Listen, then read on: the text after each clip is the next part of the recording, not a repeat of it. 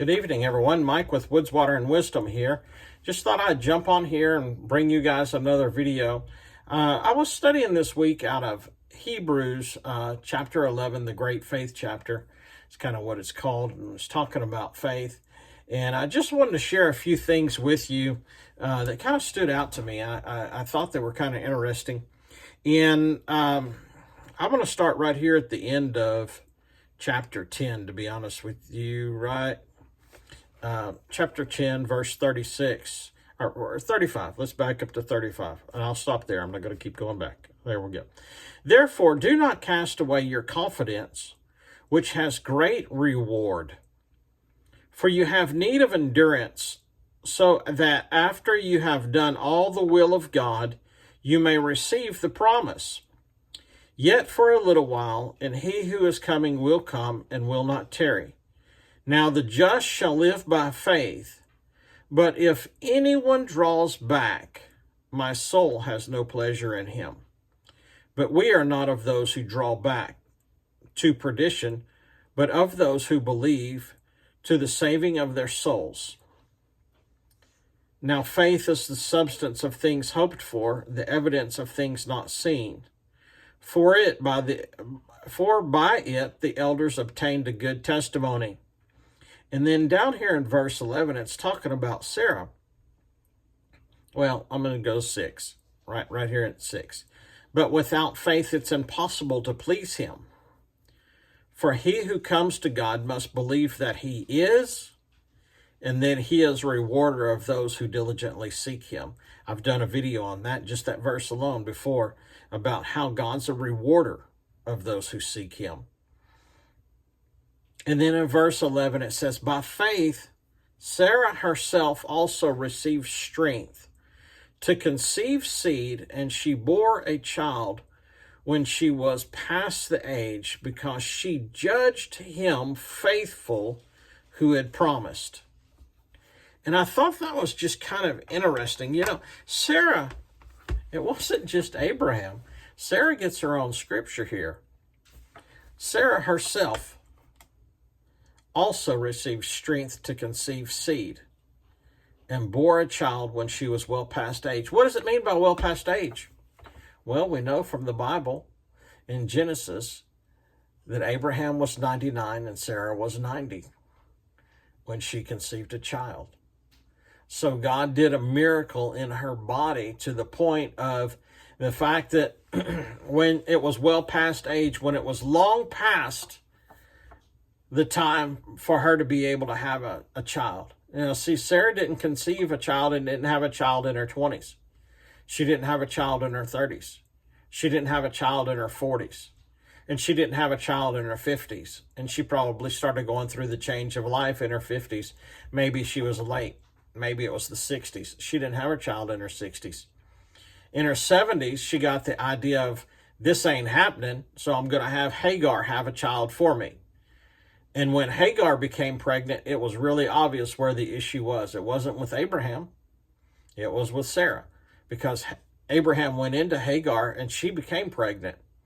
So obviously, at that point, she was even more discouraged. And she didn't have a child in her 70s. And she didn't have a child in her 80s. And now she's 90. And God comes to her and says, you're going to have a child. You know, there's things in our life where it seems it's dead and gone. Ain't no way. It hadn't happened when I was in my 20s or teens. And didn't happen in my 30s, 40s, 50s, 60s, however old you are. And it hadn't happened to this point. And you've started to doubt and let the dream die. But God says, this is what I told you. I'm going to do it for you. There are things in your life that God's told you and desires that you have that you know are of God. And he's going to perform it. He's going to do it. And the thing that struck me here in the King James, I'm reading out of the New King James, she said, she judged him faithful who had promised. How are you judging God? Oh, I don't judge God, brother. Really? Everybody judges God. There's some people who judge God and say, I judge that there is no God. There's no God. That's a fairy tale for weak people who need a crutch. That religious for weak people who need crutches. I've heard that kind of thing before. That's just because you're weak and you need some kind of crutch. Smart, intelligent people don't believe in God. No, that's judging God. And there are others that judge God, just a big, bearded, mean man upstairs waiting to strike you down with lightning whenever he gets an opportunity. And there are others who judge him as, he cares about me, but, he's not really interested in my everyday life. Sarah judged him. And after walking with him and seeing Abraham walk with him and listening to him, he appeared to them, appeared to Abraham, and he said, this time next year, Sarah's going to have a baby. And Sarah heard it, and it says she laughed within herself. She didn't even laugh out loud. And God said, why did Sarah laugh? She said, I didn't laugh. He said, oh, but you did. And he left. And obviously, Sarah started thinking after that, this is God. This is his word. Is anything too hard for the Lord? For with God, nothing is impossible. And no word from God is without power or impossible fulfillment. And it says Sarah judged him to be faithful. So when faith took hold in her heart, because it says by faith. By faith. That means Sarah didn't draw back. Something happened in her heart as she meditated upon what God said, and she had to have come to the realization that this is God that promised. Each of us have to come to that realization. No matter what we're believing for, we have to come to the realization this is God who promised, and is anything too hard for God? I'll wait. Can you think of something? I mean, we can sit here a few minutes, and I'll wait for you to figure something that's too hard for God, something that's too big for him to do, something that he's incapable of doing. I'll wait. I mean, we got time. No, you have to start meditating and thinking about what's he promised in his word. What's he said? That's why it's key to find out what he said, what he's promised you, what he's told you. There's some people that don't like this. Religious people really don't like that message. No, you can't do that, brother. That's God, and he's sovereign. Oh, yeah, there's some sovereign things about God. But he's also promised you things, and he does want to be involved in your life. It's the religious, not just, something that makes us feel warm and fuzzy and makes us think that we're okay and then we get to go to heaven at the end of it.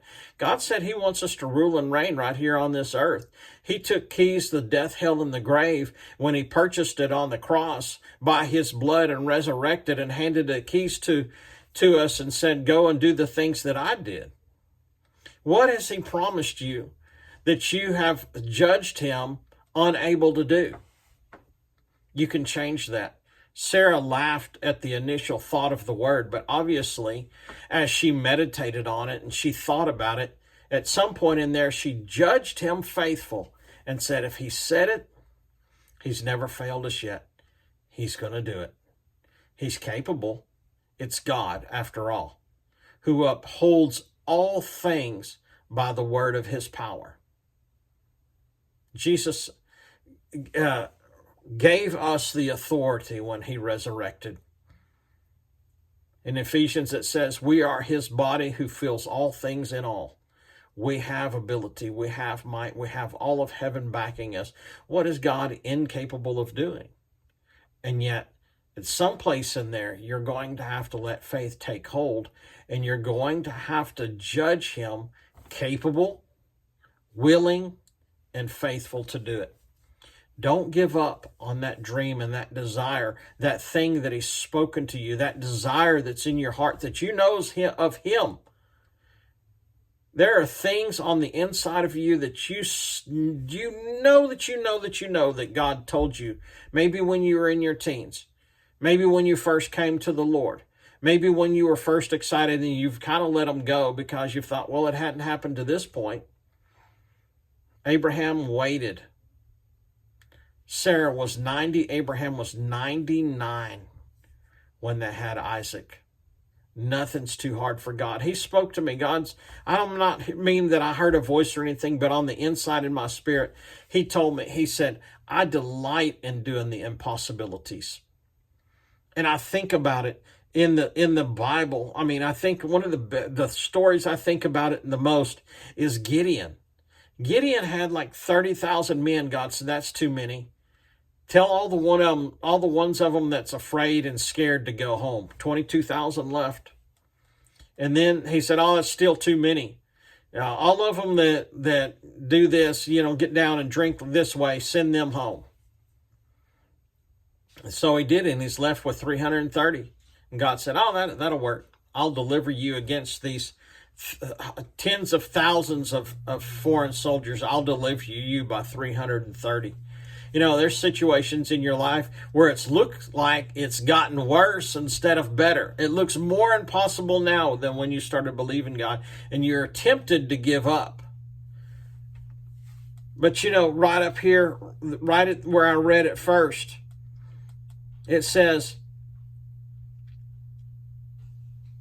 cast not away your confidence, which has great reward, for you have need of endurance, so that after you have done the will of God, you may receive the promise. What's the will of God? Standing in faith, believe in Him.